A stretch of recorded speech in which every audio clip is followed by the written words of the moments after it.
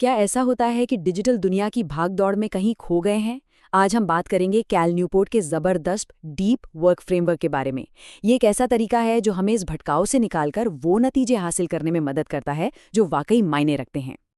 तो आज हम कहाँ से शुरू करेंगे? पहले समझेंगे कि आज का अटेंशन क्राइसिस आखिर है क्या।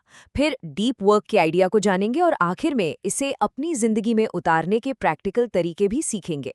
तो चलिए शुरू करते हैं। तो सबसे पहले बात करते हैं उस प्रॉब्लम की जिससे हम सभी कहीं ना कहीं जूझ रहे हैं, मॉडर्न अटेंशन क्राइसिस।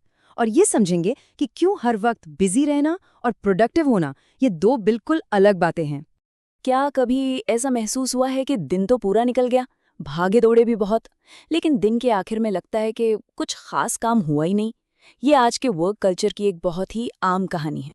आपको पता है, रिसर्च बताती है कि सिर्फ एक ईमेल या नोटिफिकेशन की वजह से हमारा ध्यान टूट जाए तो दिमाग को वापस पूरी तरह से फोकस करने में औसतन 23 मिनट लग जाते हैं। अब जरा सोचिए, दिन भर में कितनी बार ऐसा होता है और हम कितना कीमती वक्त गंवा देते हैं। इस चीज को कहते हैं अटेंशन रेजिड्यू। इसे ऐसे समझिए कि जैसे एक कमरे से दूसरे में जाने पर भी पिछले कमरे की आवाज कानों में थोड़ी देर गूंजती रहती है, ठीक वैसे ही हमारा दिमाग भी पिछले काम में थोड़ा अटका रह जाता है। और यही वजह है कि मल्टीटास्किंग असल में उतनी असरदार नहीं होती जितना हम सोचते हैं। तो सवाल ये है कि इस लगातार भटकाव वाली दुनिया में फोकस वापस कैसे लाएं? इसका जवाब कैल न्यूपोर्ट के एक बहुत ही दमदार आइडिया में है, जिसे वो डीप वर्क हाइपोथेसिस कहते हैं।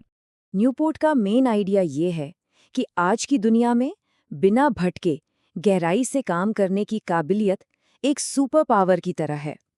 ये एक ऐसा स्किल है जो कम होता जा रहा है और इसीलिए इसकी कीमत और भी ज्यादा बढ़ती जा रही है। तो न्यूपोर्ट काम को दो तरह से देखते हैं।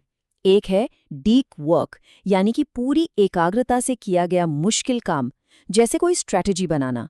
और दूसरा है शैलो वर्क, यानी वो काम जो आप ध्यान भटके होने पर भी कर सकते हैं, जैसे रूटीन ईमेल्स का जवाब देना। एक आपकी काबिलियत को निखारता है, दूसरा बस आपको बिजी रखता है। ये पूरी फिलॉसफी 3 बहुत मजबूत पिलर्स पर टिकी है। ये तीनों मिलकर एक फोकस जिंदगी की नींव रखते हैं। चलिए इन्हें एक एक करके समझते हैं। पहला और सबसे अहम पिलर है डीप वर्क खुद। इसे अपने दिमाग के लिए जिम जाना समझ लीजिए। एक ऐसी मेंटल एक्सरसाइज जहां आप अपनी दिमागी ताकत को उसकी लिमिट तक ले जाते हैं। असल ग्रोथ और बेहतरीन काम यहीं से निकलता है। दूसरा पिलर है डिजिटल मिनिमलिज्म। इसका मतलब टेक्नोलॉजी से एक सोचा समझा रिश्ता बनाना है। यहाँ सवाल ये नहीं है कि क्या ये ऐप काम की है, बल्कि ये है कि क्या ये मेरे सबसे ज़रूरी लक्ष्यों को पूरा करने के लिए सबसे अच्छा टूल है। और तीसरा पिलर है स्लो प्रोडक्टिविटी। ये उस हसल कल्चर का जवाब है जहां हर कोई बस भाग रहा है। इसका सीधा सा मतलब है कम चीजें करो, अपने नेचुरल स्पीड से करो और क्वांटिटी से ज्यादा क्वालिटी पर फोकस करो। तो अब सबसे ज़रूरी सवाल पर आते हैं, इन आइडियाज़ को अपनी रोज़ की ज़िंदगी में कैसे लागू करें। चलिए अब एक प्रैक्टिकल डीप वर्क प्लान बनाने के तरीकों पर नज़र डालते हैं। न्यूपोर्ट इसके लिए 4 नियम बताते हैं।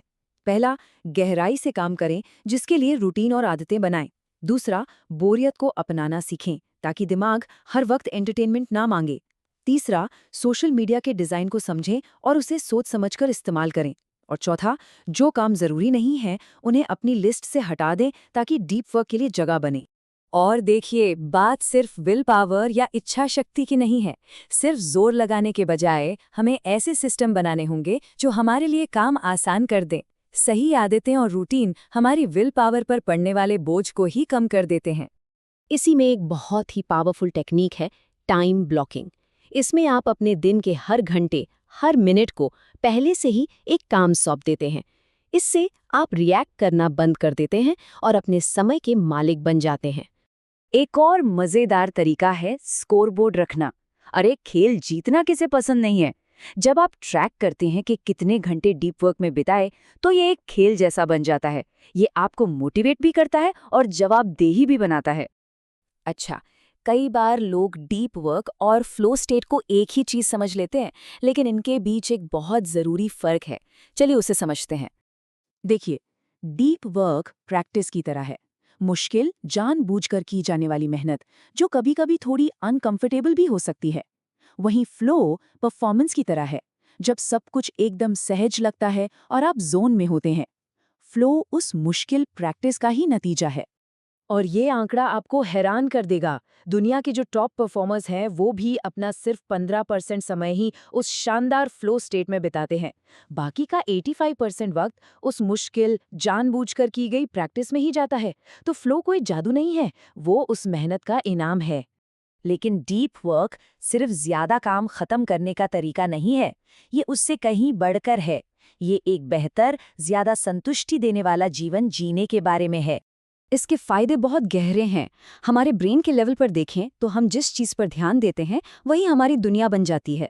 साइकोलॉजिकल लेवल पर डीप वर्क हमें खुशी देता है, और फिलोसॉफिकल लेवल पर देखें तो अपने काम में महारत हासिल करना जिंदगी को एक मकसद और मतलब देता है। विनिफ्रेड गैलेगर की ये बात डीप वर्क फिलॉसफी के दिल को छू लेती है कि एक फोकस्ड जिंदगी ही असल में सबसे अच्छी जिंदगी है। तो जाते जाते बस एक सवाल, कल से वो कौन सा एक छोटा गैर जरूरी काम है जिसे आप अपनी जिंदगी से हटा सकते हैं, ताकि गहरे और सार्थक काम के लिए थोड़ी और जगह बन सके।